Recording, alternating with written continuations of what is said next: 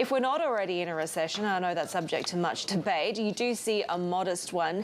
Is this kind of the best option fix for inflationary conditions, though? And do you think the market has come around to this expectation too?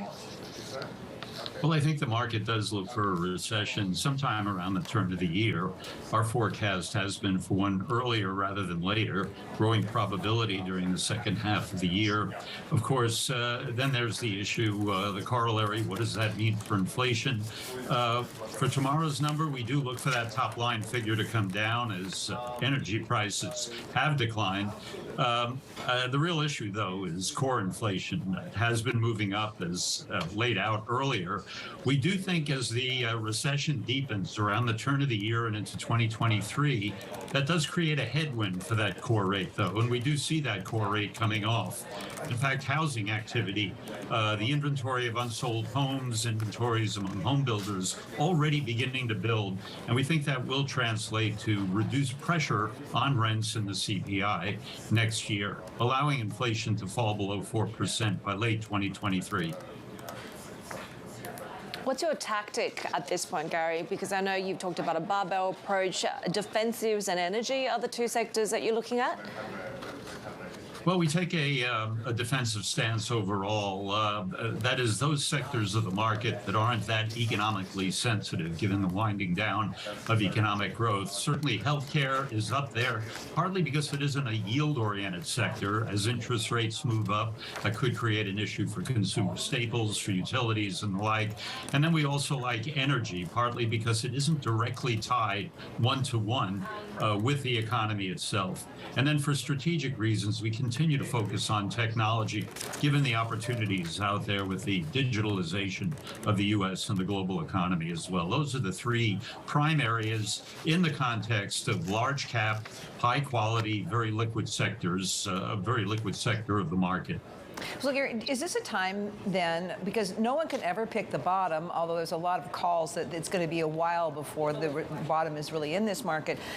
Even so, there's some very big, solid, Apple, Amazon, all kinds of big tech names are pretty beaten up. Is this a time to consider buying some of those stocks as a longer-term defensive strategy?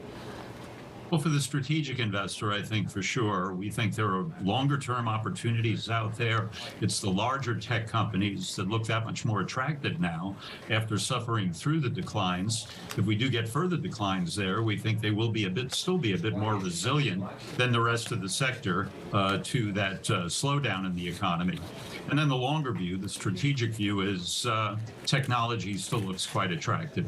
It's going to be a difficult environment for the market going forward for the next 6 to 8 months, given the slowdown in the economy, the likelihood of higher interest rates, creating a headwind for valuations. So what does it mean for bonds? There's the 60-40 hypothesis. Some people say that doesn't really work anymore. It's hard to say just how high bonds are going to go, particularly when the runoff of the Fed's portfolio has picked up a lot of steam, getting much faster by the end of the year. What do you recommend there?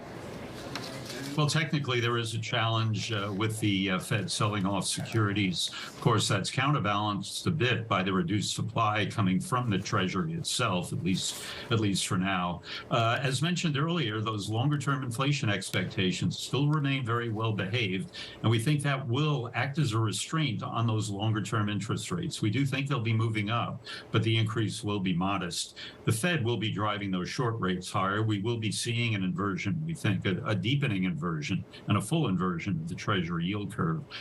So for now, at least, I think our strategy is to focus more on the shorter end of the yield curve, less interest sensitive. At the very short end, of course, you have the opportunity of riding those short-term interest rates higher as the Fed continues to raise interest rates through the end of the year.